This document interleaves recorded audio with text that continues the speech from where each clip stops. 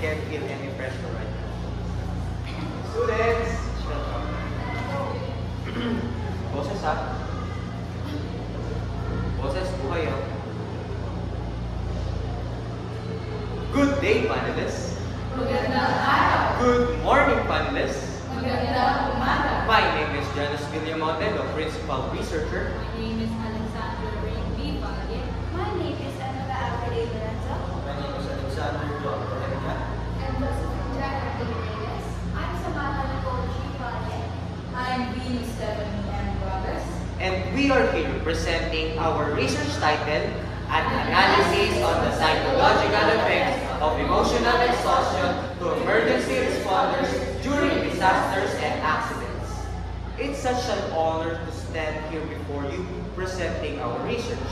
And now for our table of contents, these chapters includes the background of the study, statement of the problem, assumption of the study, purpose of the study, significance of the study, and the scope and limitation. For our nature and background, our study highlights the psychological effects of emotional exhaustion to emergency responders during disasters and accidents. Why? Because while most of the attention is given to providing aid for the victims, the mental and emotional burden on the responders themselves are frequently neglected. Emergency responders such as firefighters, paramedics, ambulance drivers, and police officers are regularly exposed to high-stress situations and life-threatening situations. These individuals witness human suffering firsthand and work under extreme pressure. According to a study by Jin, MJ, and others in 2022, such conditions contribute to emotional exhaustion, which is defined as a state of feeling emotionally drained due to continuous exposure to stress and excessive job demands. Our study wants to shed light on emergency responders by exploring the cause and effects of emotional exhaustion and how it affects their well-being, performance, and ability to make quick and life-saving decisions. Emergency responders experiences life-threatening situations and also work for an extended period of time. According to the study of Marvin Graham and others in 2023, they often work for long hours, sleepless nights, and high-stake job demands in long term. These demands cause elevated levels of occupational fatigue that does not give them time to take rest or recover from stressors such as burnout, anxiety, depression, and even post-traumatic disorder that stands for PTSD and leads to emotional exhaustion. Emotional exhaustion to emergency responder, according to Agony, does not only affect the responders' well-being but also their ability to make quick and accurate decisions, which is important to save lives and provide aid accordingly. And with that, this research uses a phenomenological approach in order to analyze and understand the effects of emotional exhaustion to emergency responders by reliving their experiences during disasters and accidents through interviews that will be conducted to gather information regarding their emotional experiences to these situations. And now for our statement of the problem. This is where the researchers seek to understand. For our SOP1, how does emotional exhaustion influence the emotional exhaustion of emergency responders during disasters and accidents? For our SOP2, what coping mechanism do emergency responders commonly apply to manage emotional exhaustion during disaster and accidents? For our SOP3, how does each indicator, including exposure to danger, shift length and workload, traumatic event, can affect the emotional exhaustion of emergency responders? And now we're heading up to assumption of our study. For our assumption study 1, this is connected to our SOP1. Emergency responder are or emergency responders who are highly experiencing high level of emotional exhaustion can lead them or more likely face psychological problems, including depression, anxiety, burnout, and PTSD. According to Jean Lee et al., prolonged exposure to stress, fatigue, can lead up to psychological problems. For our assumption 2, this is connected to our statement of the problem 2. Emergency responders are often face tough and stressful situations in their field of work. This can result in stressful under stress, can add up into their stress, and can lead up to emotional exhaustion. Now, they need a coping mechanism to deal with this problem. Because according to Diaz-Tamayo, adopting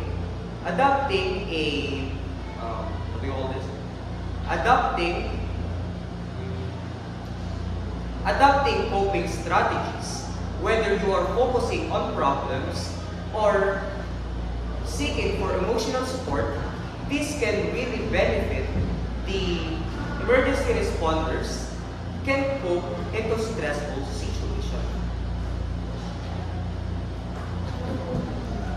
For our assumption 3.1, emergency responders regularly face life-threatening situations in their day-to-day life, leading to heightened stress, anxiety, and long-term emotional exhaustion due to constant or raised level of alertness and fear for their safety and others.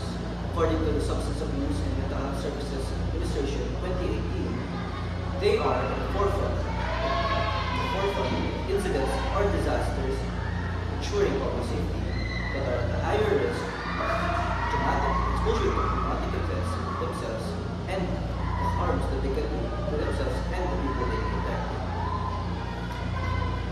Something 3.2 is connected to the statement of the problem, traumatic event. Traumatic event can trigger psychological trauma such as PTSD and other mental disorders, resulting in insufficient performance and affecting their work in the long term, especially for those who are assigned to respond to stressful situations. According to Milligan Seville, the risk of probable PTSD was significantly higher for those with the most frequent involvement with the stressing incident and highest levels of cumulative trauma exposure. Lastly, for assumption 3.2, shift length and workload. This assumption is examines on how shift length and workloads influences the emotional exhaustions in emergency responders. It also explores the strategies for mitigating their negative effects, as stated by Havles Levin, JRB. Length of shifts and workloads among emergency responders influences their psychological well-being concerning their emotional exhaustion. For our purpose of this study, it is to examine the psychological effects of emotional exhaustion on emergency responders, focusing on their prolonged exposure to emotionally demanding situations, aiming to analyze how this exposure can contribute to mental health issues such as PTSD, anxiety, burnout, and depression. This study explores the causes and consequences of emotional exhaustion to better understand its impact on emergency responders. The findings from this study will be used for the development of effective mental health strategies and interventions that are tailored for their needs and to help them maintain their well-being while performing their critical roles.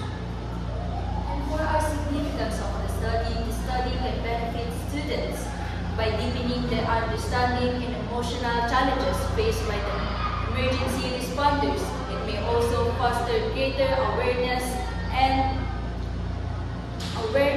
appreciation for their dedication. And for our future researchers, this study can serve as a valuable reference for our future researchers exploring related topics. It offers insight that can contribute to further study on mental health, stress management, and support system for emergency responders. And for our responders, the study shows the psychological challenges they face, like anxiety, burnout, depression, and post-traumatic stress disorder, helping them deal with this problem so they can cope with stressful situation to keep them healthy, and lastly, to perform well in critical situations. Developing adaptive coping strategies, whether focused on problem or seeking emotional support, can benefit emergency personnel in coping with stressful situations. Diaz Tamayo, AM, and Escobar Morales, JR, at Gracias Perdone. For scope and limitations, this study focuses on the experiences of emergency responders in Barangay Dolores, Taytay, Rizal. Our study examines their preparedness, response strategy, effectiveness, and well-being during natural disasters, such as floods, typhoons, and earthquakes. And we also have another type of accident, which is the accidental disaster, including fire, vehicular, and accidental disaster, which is also the industrial accidents. We will be using a phenomenological research approach, specifically an interview with the participants. However, the limitation of our study, we limited our study with 10 community responders, including 3 fire officers, 2 community responders, 2 police patrol officers, 2 emergency nurses, and 1 ambulance driver. These limitations ensures a feasible and manageable study within the given time frame, allowing for a more focused and in-depth investigation while maintaining the focus on our study.